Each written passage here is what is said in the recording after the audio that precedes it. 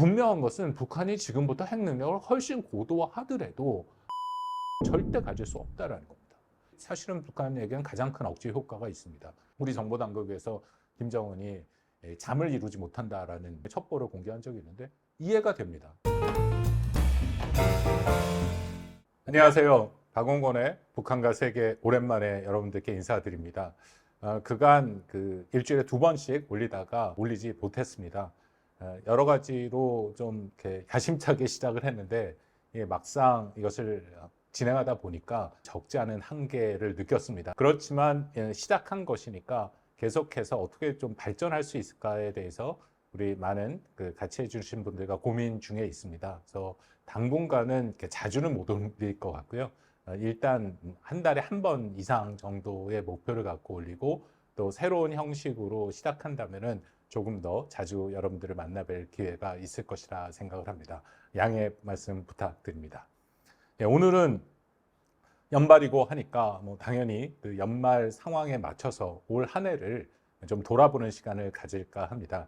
2023년 정말 많은 일들이 있었죠.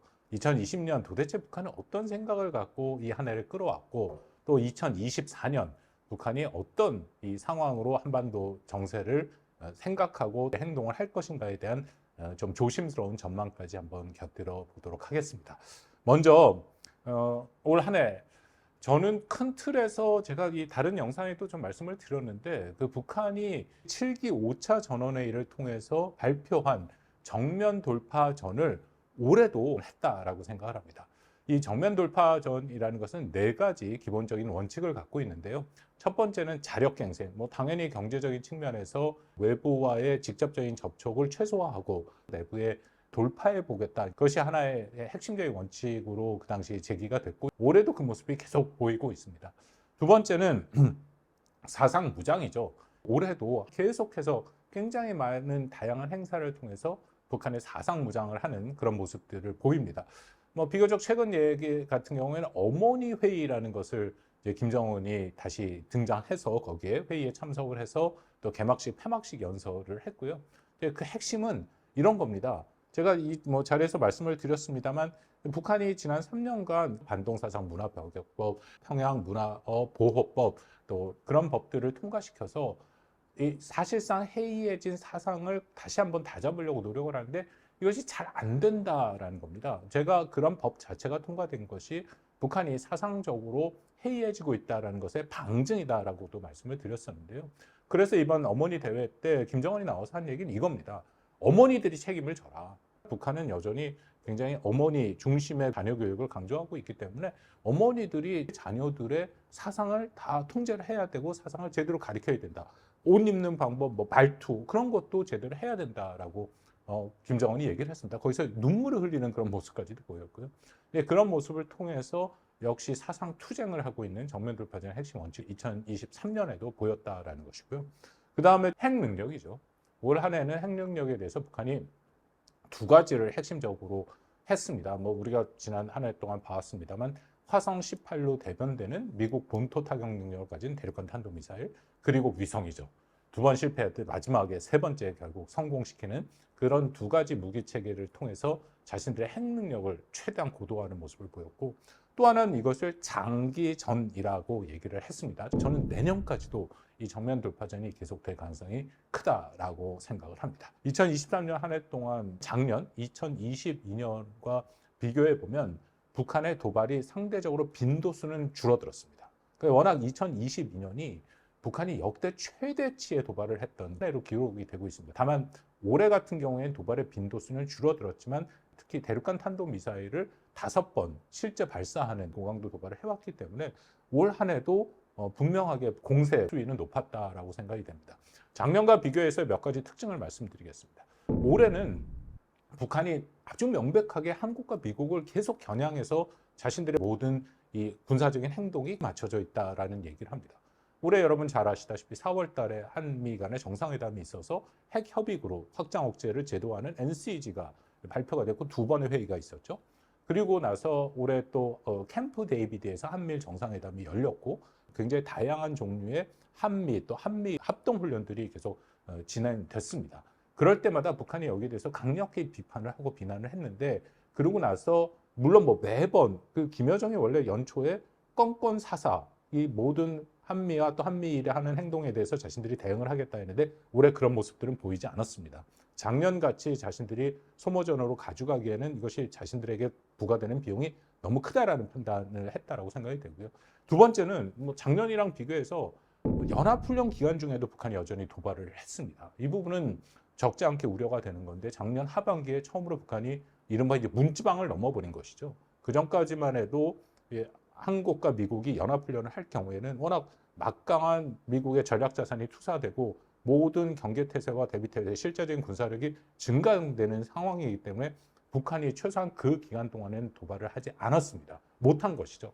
하지만 작년 하반기에 그런 전례를 깨고 도발을 시작했고, 올해도 연초 그 전반기 후반기에 한미가 하고 있는 연합훈련 그 기간 중에도 북한이 도발을 했습니다. 이것은 뭐 자신들의 그 어떻게 보면은 핵에 대한 자신감이 반영돼 있다라고 판단이 되고, 그만큼 또 북한이 이전과 차별화되게 매우 공격적인 그런 군사 전략을 운영하고 있다. 전술과 합쳐서 그런 모습들이 같이 있다라고 생각이 됩니다. 또 하나는 북한이 올해는 선택과 집중을 했다라고 생각이 됩니다. 그러니까 무기 개발 차원에서 그거는 ICBM 중에 화성 18, 4월 13일, 7월 12일 그리고 11월 18일 세 번을 쐈는데 세 번 다 사실상 성공을 했죠. 이 화성 18 대륙간 탄도미사일은 의미가 큽니다. 1차적으로 이것은 고체 연료입니다. 이미 뭐 많이 언론에서 나왔습니다만 고체 연료, 액체 연료 기반의 대륙간 탄도미사일은 수준이 다르죠. 미국과 핵 선진국들은 다 고체 연료 기반을 갖고 있고, 고체 연료 기반일수록 신속하게 발사가 가능하기 때문에 한국과 미국이 갖고 있는 자산으로 탐지 식별이 굉장히 어렵다라는 것은 분명합니다. 그리고 또 화성 18을 보면 그냥 발사대 위에서 바로 쏘기 때문에 그만큼 신속한 발사가 가능하고 탐지가 어렵다라는 그런 북한 입장에서는 장점이 존재하는 것이죠. 더불어서 이것은 다탄도탄을 실을 수 있는 모습을 갖추고 있습니다. 그래서 만약에 북한이 정말 화성 18을 실전 배치를 시작한다고 하면 아마도 내년에 가능성이 있습니다. 뭐 왜 이 말씀을 드리냐면, 북한은 다른 국가와 무기체계 발전이 다릅니다. 다른 국가 같은 경우는 이런 새로운 미사일 체계가 나오면 뭐 최소한 10번, 뭐 그 이상도 실험을 해서 완성성이 확보돼야 실전 배치를 하는데, 북한 같은 경우에는 시험 발사도 제대로 하지 않고 실전 배치부터 하는 경우도 종종 있습니다. 그리고 나서 발사를 하면서 이렇게 발전시키는 것. 그렇다면 내년에 화성 18에 실전 배치를 했다라고 북한이 주장하고 나올 가능성도 완전히 배제할 수는 없다라고 생각이 됩니다. 이것은 그만큼 북한이 그간에 발전시킨 이 핵 능력에서는 또 새로운 단계다. 실질적으로 미국 본토를 공격할 수 있는 핵 능력이다라고 판단이 됩니다.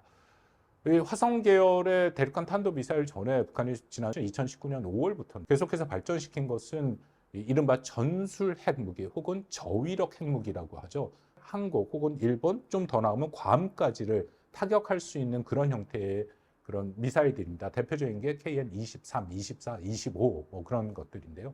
특히 KN-23과 24에는 핵을 탑재할 수 있는 것으로 알려져 있죠. 이것은 사실상 실전 배치가 된 것입니다.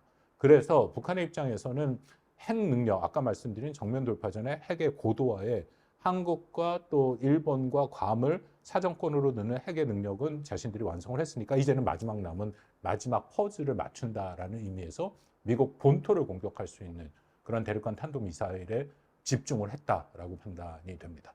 더불어서 뭐 위성 드디어 두 번의 실패 후에 세 번째 성공했죠. 뭐 러시아의 기술 지원이 있었다라고 우리 정부 당국이 발표를 했고, 이 위성도 나름 매우 의미가 큽니다. 북한이 당연히 위성을 가져야 한국뿐만 아니라 미국 본토를 공격할 때 그만큼 자신들의 정확도를 높일 수 있는 것은 분명하니까요. 그리고 북한이 이미 얘기를 했습니다만 이번에 그 성공한 위성이 만리경 1호지 않습니까? 1호라는 의미는 앞으로 2호, 3호, 4호 계속 갈 수 있다라는 것이고, 또 하나 우려되는 것은 앞으로 러시아와 북한이 협력을 해서 특히 러시아의 위성 기술이 북한에 접목될 가능성도 우리가 완전히 배제할 수 없는 그런 상황이다라고 판단이 됩니다. 그렇다면 종합해서 올 한 해 북한의 핵 능력은 상당 수준 고도화됐다. 그리고 내년에도 이 추세는 계속될 가능성이 높다라고 생각을 합니다. 그리고 또 하나 북한이 올 한 해 계속해서 했던 거는 북한이 사정이 안 좋다라는 것을 방증하는데요. 아까 말씀드린 자력갱생 외에도 계속해서 북한 내 외부에 자신들이 이 압박을 받고 있다. 이 한국과 미국, 일본이 자신들을 포위하고 있다. 제가 전에도 한번 말씀을 드렸습니다만 이것이 이른바 피포위 의식이거든요. 이것을 통해서 북한 주민들을 계속 다그치는 모습들을 보입니다. 그만큼 자신들이 안보적 위협을 크게 느끼고 있기 때문에 북한 주민이 단합해야 된다라는 얘기를 하고 있는 것이죠. 물론 뭐 이거는 북한 체제를 이끌어가는 핵심적인 그들의 동력 중에 하나이기 때문에 새로운 것은 아닙니다만 2022년과 비교해 볼 때 2023년 훨씬 더 그런 선전이 많이 나온 것은 분명합니다. 그렇다면 전체적으로 북한의 상황을 제가 한번 평가를 한번 해보겠습니다. 이거 북한의 정말 내부 사정은 어떨까? 말씀드린 것처럼 핵 능력은 굉장히 고도화되는데 그 반면에 이면에는 또 뭐가 있을 것이냐? 저는 김정은 체제가 분명히 두 가지의 기둥으로 이 제대로 구축이 돼야 유지가 된다고 생각합니다. 하나는 말씀드린 당연히 핵 능력을 포함한 군사적인 업적이죠. 아시다시피 김정은은 장자가 아닙니다. 그래서 늘 자신의 정권의 정통성에 대해서 도전을 받는다라는 그런 의식이 있을 것이고 북한 체제가 3대 세습을 겪으면서 어쩔 수 없이 새로운 지도자가 아무리 윗세대로부터 정당성을 확보한다 하더라도 자신의 업적을 보여줘야 되는 것은 분명합니다. 그것은 역사적 이론적으로 다 이미 정립된 하나의 분명한 사실이고요. 그렇다면 김정은이 집권 10년 차가 넘어가면서 자신의 업적으로 분명히 핵에 대한 능력, 그 이전 3대 김일성, 김정일 시기에도 이루지 못했다는 것을 보여줄 필요는 분명히 있다. 어떻게 보면 성공적으로 보여줬습니다. 제가 이거 이제 과시의 정치라는 표현을 쓰는데 그 선대가 하지 못했던 이 절대 보검이라는 화성 계열의 18까지 나왔고 위성까지 나왔으니까 군사적인 업적은 상당 부분 이뤘다라고 판단이 되죠. 2021년 1월 8차 당대회 때 얘기했던 국방발전 5개년 계획 상당 부분 이뤘다라고 판단이 됩니다. 문제는 한쪽에 있는 경제죠. 2021년 8차 당대회 때 두 가지 계획을 북한이 발표했는데 하나가 국방발전 5개년 계획이고 또 하나는 경제발전 5개년 계획입니다. 제가 뭐 북한 경제를 자세히 말씀 안 드려도 상식적으로 북한 경제가 어려운 것은 너무 자명한 일입니다. 왜냐하면 북한이 3년 거의 4년 가깝게 봉쇄를 하고 있고 최근에 봉쇄를 풀었다 하더라도 여전히 이 국경 지역에서의 경제 활동은 상당 부분 아직 제한이 있다라는 겁니다. 그리고 일부에서는 뭐 제재 무용론을 얘기하는데 그렇지 않습니다. 분명히 북한의 수출입 통계를 보면 제재의 영향을 분명히 받고 있습니다. 여전히 뭐 중국과 러시아가 뒷배를 봐준다 하더라도 국가 차원에서 노골적인 제재 위반을 하는 것은 그 두 국가가 스스로의 자기 부인이 되는 것이죠. 왜냐하면 그것이 다 유엔 안보리 결의안에 동의해 갖고 통과된 것들이거든요. 이런 상황에서 제재는 여전히 작동하고 있다. 수치로 말씀을 드리면 북한의 경제 성장률 같은 경우 2021년 마이너스 0.1%, 2022년 마이너스 0.2%입니다. 한국은행 통계를 말씀드립니다. 그럼 여전히 마이너스 성장을 계속하고 있다는 것은 북한이 경제적으로 어렵다는 것이고요. 이것은 아까 말씀드린 것처럼 너무나도 명확하게 북한 스스로 이런 얘기를 하고 있습니다. 자력갱생과 노력동원을 2024년에도 계속 강조하는데 북한이 경제가 어렵다는 것을 아주 명백하게 스스로 보여주는 그런 상황이다라고 판단을 합니다. 어려우니까 사실상 실패한 자립경제 노선을 다시 정치화하는 거죠. 그런 면에서 북한의 김정은의 고민은 깊어질 수밖에 없다. 그 두 가지 군사적인 힘과 능력 그리고 또 반대쪽에서의 경제적인 것들을 같이 끌어가야 되는데 2023년에는 너무나도 비대칭적인 모습이 등장했고 이 문제는 2024년이 된다 하더라도 저는 특별하게 바뀔 가능성은 없다라고 판단이 됩니다. 그리고 아까 잠깐 말씀을 드렸습니다만 북한이 미국을 향해서 그 핵을 능력을 갖춘다라고 얘기하는데 과연 그것이 얼마만큼 우리가 흔히 말하는 억지 효과가 있을 것이냐, 북한이 원하는 수준이 될 것이냐에 대해서도 우리가 이제는 좀 더 심각하게 한번 고민해 볼 필요가 있는데요. 분명한 것은 북한이 지금부터 핵 능력을 훨씬 고도화하더라도 미국과 대칭적인 핵 능력을 절대 가질 수 없다는 겁니다. 올 한 해 한미가 아주 철저한 협력을 통해서 북한한테 보내는 메시지는 일관됩니다. 뭐냐면 북한이 어떤 종류의 핵을 쓰더라도 이것은 북한 정권의 종말이다라고 얘기를 하죠. 북한 정권의 종말이라는 것이 사실은 북한에게는 가장 큰 억제 효과가 있습니다.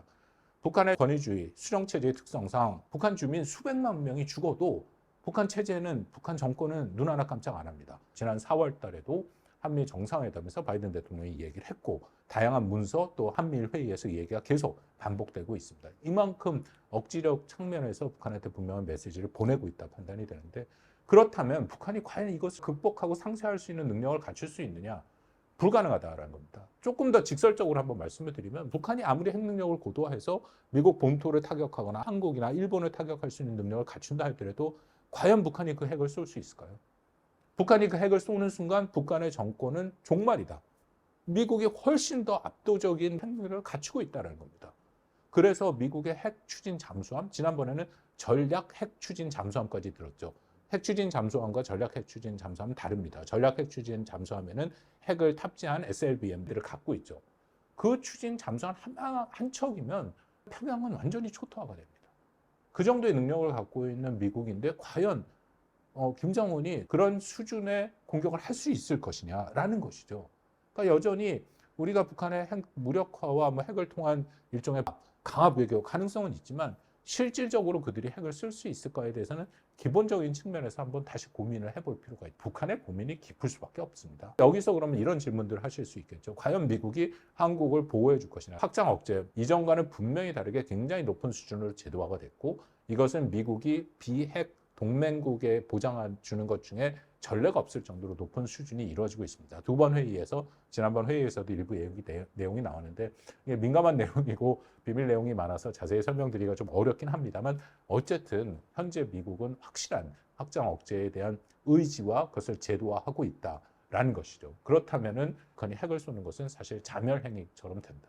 얼마 전 우리 정보당국에서 김정은이 잠을 이루지 못한다라는 이제 그런 일종의 첩보를 공개한 적이 있는데 이해가 됩니다.